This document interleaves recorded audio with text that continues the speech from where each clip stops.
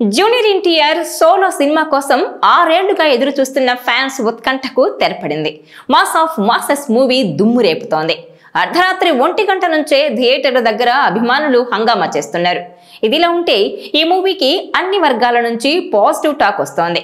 ముఖ్యంగా సినిమా మొత్తానికి junior NTR highlight గా నిలుస్తున్నాడని ఎంట్రీ సీన్ అదిరిపోయిందంటున్నారు. షార్క్ తో ఫైటింగ్ సీన్ హాలీవుడ్ ను మించిపోయిందంటున్నారు ఫ్యాన్స్.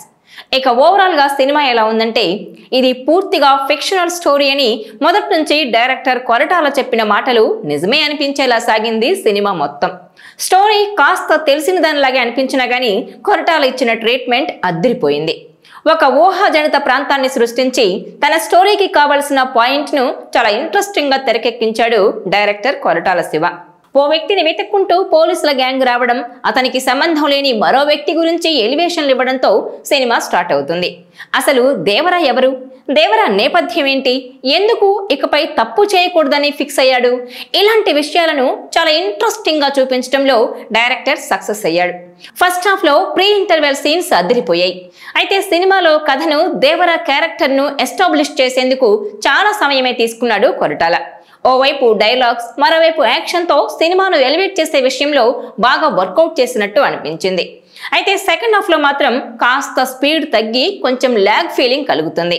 అయితే జాన్వీ కపూర్ ను మాత్రం ఏదో హీరోయిన్ ఉండాలన్న కాన్సెప్ట్ తోనే పెట్టినట్టు కనిపిస్తుంది.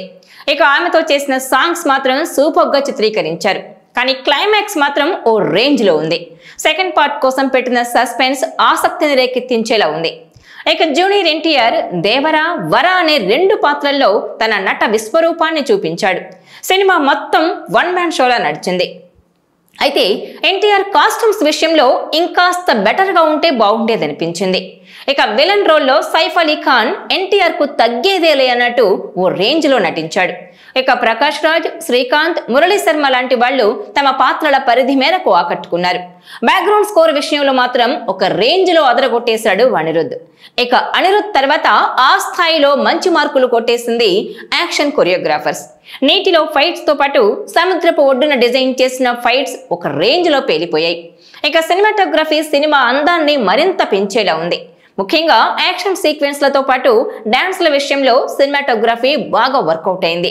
షార్క్ తో ఫైటింగ్ సీన్ మరో 2-3 సందర్భాల్లో విజువల్స్ హాలీవుడ్ ను మించిపోయేలా ఉన్నాయి. ఏది ఏమైనా దేవరతో ఎన్టీఆర్ కెరియర్ లో భారీ హిట్ పడిందనే చెప్పొచ్చు. RRR లో చెర్రీతో పాన్ వరల్డ్ హిట్ అందుకోగా, ఈసారి సోలోగానే పాన్ వరల్డ్ హిట్ అందుకొని రాజమౌళి సినిమా తర్వాత హీరోకు ఫ్లాప్ అనే కల్చర్ ను ఎన్టీఆర్ తిరగరాసినట్టుగానే అనిపిస్తోంది. ఈ వీడియో మీకు నచ్చినట్లయితే please share, like and subscribe R24 Telugu.